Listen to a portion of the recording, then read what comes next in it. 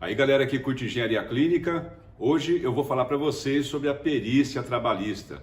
A gente já fez vídeo aqui no canal falando sobre insalubridade e periculosidade na nossa área e hoje eu resolvi falar sobre a perícia, que é um desdobramento dessa situação, dessa condição de você estar avaliando se no seu local de trabalho ele é seguro, se ele é insalubre, se ele é perigoso, e você também que tem a sua empresa precisa também de ter isso muito bem claro para você decidir se você vai pagar o adicional de insalubridade ou se você que é trabalhador, se você vai pleitear esse adicional de insalubridade.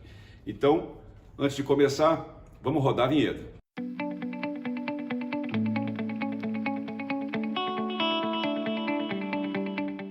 Então acontece o seguinte, né? Ou quando é que acontece a perícia trabalhista? Ela pode ocorrer voluntariamente por parte da empresa, a empresa pode solicitar uma perícia no seu ambiente de trabalho e definir ali quais são os adicionais de insalubridade e periculosidade que são desejados, né? São necessários, né? E se não existe alguma possibilidade de reduzir o risco ou eliminar o risco. Quando você não pode reduzir nem eliminar o risco, acaba o trabalhador tendo direito ao adicional ou de insalubridade ou o de periculosidade. Só para recordar, a insalubridade é calculada sobre o salário mínimo. Isso pode variar uma empresa para outra, mas a lei diz que é sobre o salário mínimo. Então são 10, 20, 40%, dependendo da situação que você se encontra. Uma coisa na nossa área do que é o risco biológico, ele é somente, existe insalubridade igual médio, 20% ou 40%, e eu vou falar um pouquinho mais sobre isso aí, um pouco adiante. E tem a periculosidade, que no caso do hospital, a gente tem as radiações ionizantes, a gente tem os riscos elétricos, a gente tem risco de explosão, os geradores de vapor, por exemplo, enfim, e tem uma série de riscos que vão dar direito ao adicional de insalubridade e tem algumas condições de risco aumentado, né, onde existe uma probabilidade muito maior do evento ocorrer, que a gente chama de situação perigosa. Então, normalmente, o que é mais comum, né, é que o trabalhador vá procurar um advogado trabalhista porque ele acha, ele suspeita, ele entende que ele tem direito ao adicional ou de insalubridade ou de periculosidade. Importante que os profissionais que trabalham com direito trabalhista, que eles tenham também os seus peritos, principalmente para ajudar na perícia, que é uma situação onde é necessário que o juiz envie naquela empresa, naquele ambiente de trabalho, um perito especializado que o juiz confia para responder um conjunto de perguntas que são formuladas pelo reclamante e pela reclamada. Então, a importância de você ter um advogado que tem um apoio de um perito que é da área de engenharia, por exemplo, é que as perguntas vão ser melhor elaboradas e com mais precisão. Eu já fiz várias perícias judiciais, né, como perito do juiz na esfera trabalhista, e também fiz perícias para empresas, defendi grupos de trabalhadores e também defendi hospitais em algumas situações. Então, é muito importante a questão da perícia. Então, qual que é o ciclo, né? Você vai no advogado, o advogado vai entender, vai avaliar se aquilo que você está relatando está relacionado com a periculosidade ou se aquilo que você está relatando está relacionado com a insalubridade. E definindo ali se é insalubridade ou periculosidade, ele vai fazer a inicial do trabalho, a petição inicial, vai apresentar o caso e pode, de acordo com o advogado, solicitar a perícia. Então, o advogado ele solicita uma perícia e já nesse momento ele coloca as perguntas que o perito deve responder. Agora, que perguntas que o perito deve responder? Isso é o pulo do gato. O pulo do gato está aí na escolha dessas perguntas, tanto por parte da reclamante como por parte da reclamada. Porque qual que é o interesse? O interesse é levar o juiz, principalmente, a entender, a compreender aquela situação através dos olhos do perito e através das perguntas que são formuladas. Então, aqui, ó. Normalmente é muito importante, né, você conseguir definir que você está numa área de risco, aí entra todas aquelas definições de áreas críticas, não críticas, semicríticas, no caso de risco biológico, por exemplo, que é uma das coisas que existe no hospital, quando você vai pleitear a insalubridade. E demonstrar que você está fazendo uma atividade de risco. Isso aí é muito importante. Se o indivíduo trabalha numa área de risco, fazendo uma atividade de risco, a certeza que alguma coisa vai ocorrer é muito maior. Então, os quesitos têm que ser formulados no sentido de que as respostas revelem não somente ao perito, como também ao juiz, a real situação que está acontecendo.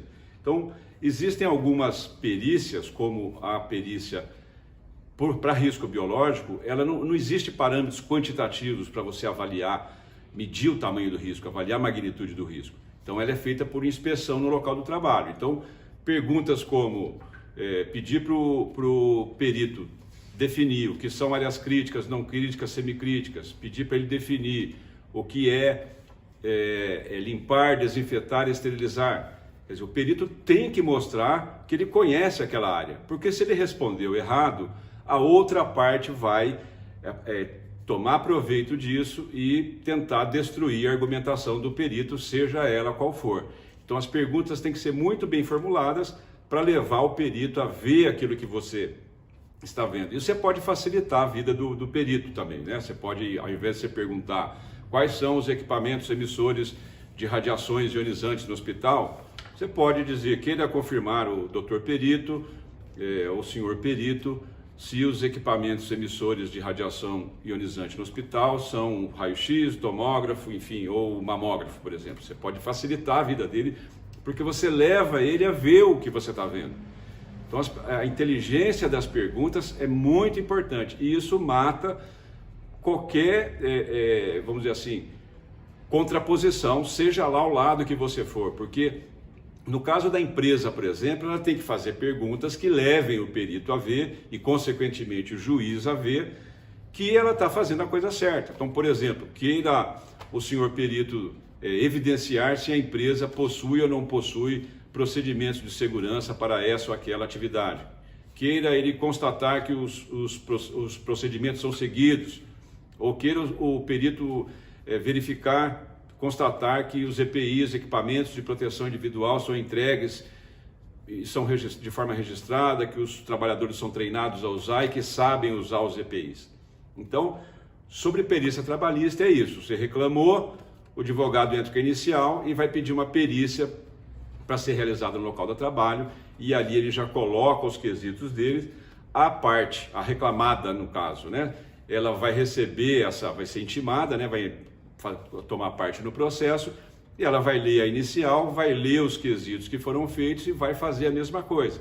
Vai se manifestar no processo e vai incluir também os seus quesitos, e vai ter que nomear o perito, os peritos assistentes, né, que são os peritos da reclamante e da reclamada. Então, eu sempre que fiz perícia, procurei marcar o dia e lá os três, né, o perito do reclamante, perito da reclamada e o perito do juiz, porque ali a ideia que eu sempre pratiquei enquanto perito judicial, ajudando o juiz a dirimir uma dúvida qualquer, a gente acorda o mecanismo da perícia e o que vai ser avaliado antes. Falando, nós vamos avaliar isso, são essas condições. É ok? Está todo mundo de acordo? Todo mundo de acordo. Aí você vai no campo, observa, coleta, conversa as informações, fotografa.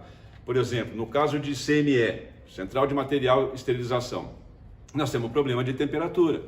Então, em geral, os quesitos são feitos no sentido de mostrar a fragilidade ou de mostrar o quão forte é aquela situação. Mas, fatalmente, o ponto ali, que isso já está na resolução, né?